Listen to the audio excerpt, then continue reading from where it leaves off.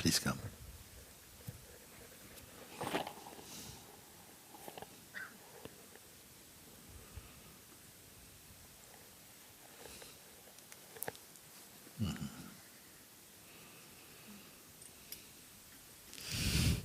Hello, Mooji. Hello there.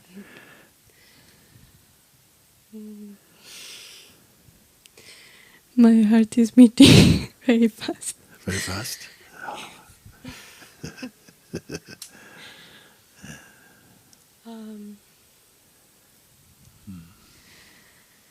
Oui.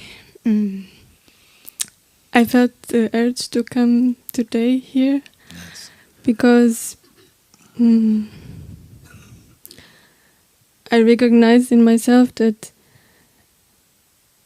there are some times where I can observe what's going on inside of me and see that is somehow transforming and there's something more stable. And then I recognize that kind of cyclically in my life. Secretly? Cyclically, like in cycles. Psychically. There are some moments that I just forget it, or it just, I get so strongly identified with the emotions and the fear of loss that I don't remember anymore who I am, and yeah. And then what brings you back? Because then you don't remember for some time, and then how did you come to be reminded again?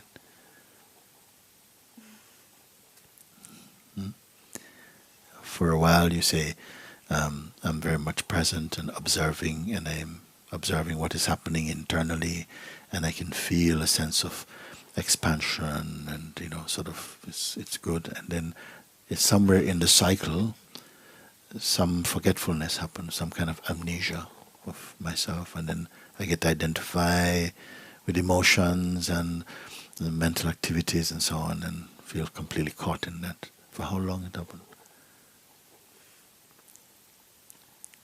Long periods of time? Few days or week? What happened? Now it was for some days, like 2 or 3 days. Yes.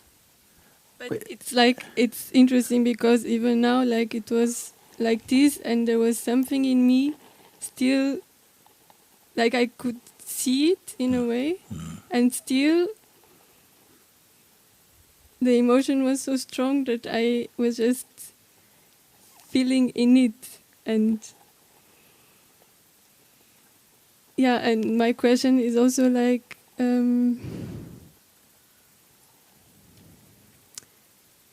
why, like I have the sense that maybe I choose not to observe it, but to just repeat the suffering. Yeah. It's easy to do, easy to let happen. It's easy for that to happen because it's been a kind of habit maybe for so long. But I don't feel you need to try and stop the emotion. Let the emotion be in motion, let it happen. The emotions being strong does not necessarily mean you identify with them totally.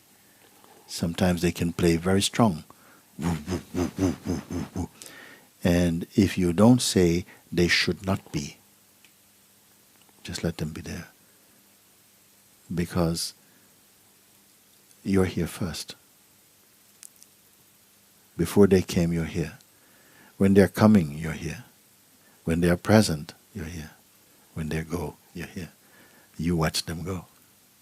You cannot be them. If you are them, when they go, you would also be gone. But you watch them, their absence also. You see? If you don't say, no, why am I feeling like this? I should not be feeling like this. It's not the emotions by themselves. It's not the thing by itself that is a problem. But usually some energies that come to start to interpret what this means and gives it a very negative thing. That you see, now this means that you've lost you've lost your peace. You have to start again from the beginning, and you're not doing very well, and then you suffer from that, not the original thing. The original thing just happened. Hmm? Strong emotions, woo, woo, woo, woo, woo, woo. Even identity, some feeling is happening. But there's an awareness here which is not a happening, it is just here. Hmm? Because identity cannot totally cover up your being. As you said, and I was happy you said that, you said, even then, actually, I am still aware of it, no? I'm still aware that I'm in a kind of state or not. Are you not aware in that time that you're feeling very identified, and or are you totally hypnotized? But that's the point that confuses me, my mind. Yeah. Because it's like, if I'm still aware of it, why do I get drowned in it still? No, you think you drown in it. This belief you drown in it. You believe it, and then it intensifies that and make it feel it is real. If you know what you are, you'll know that cannot drown in the mind. It just cannot drown in the mind. It weaknesses the mind in its most powerful pulsations, and they do nothing to it. So I'm not sure if I know who I am. Oh, I'm going to show you. Because now you can do also, because if the strongest thoughts and feelings are coming, you must be here to notice them. If you're not here, then for whom are they coming? You see? So something knows, no, this, when you, something is, oh, why is my mind, oh, no, I'm not, oh, this is, no, I just want to, and even that you observe. Even the response you also observe. Maybe the habit is to so identify that you leave yourself very little space to recognize that it is observable. You see? But even in the most intense throbbing of the mind, something is there that is not caught in the bubble of that activity. Always is there. But because we identify and you feel, oh, this is happening to me, and why can't I stop it? And you excite that kind of thinking, then you believe it, and then you just wish it to be over because it feels so horrible or something. But all the time, and you will learn more and more to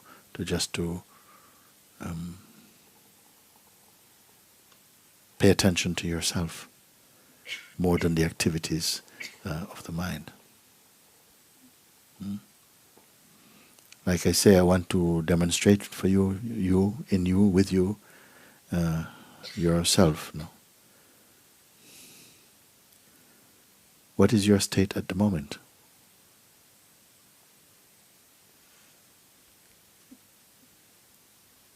What do you mean? I mean, how are you inside? Are you deeply confused about something? No. No. Any trouble there? No. So you see, I can't work on you. I want to show you, but there's nothing there to work on.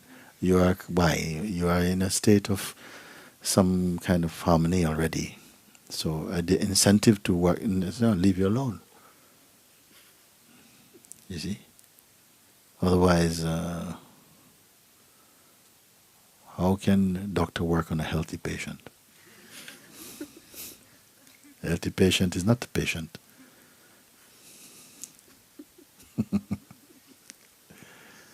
You see?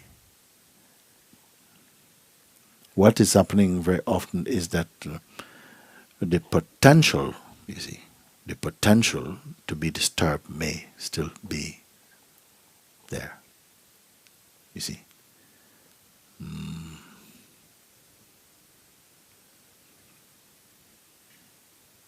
You may have heard the term like to kill, in India, for instance, the language sometimes can seem very strong. You have to kill the mind, kill the ego.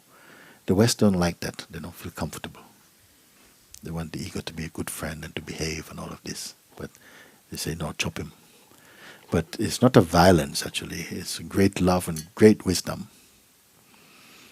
Because as long as the potential is there to keep re-identifying, you're pointed, better you chop that. How to chop it is to have total clarity as to the true position, you see.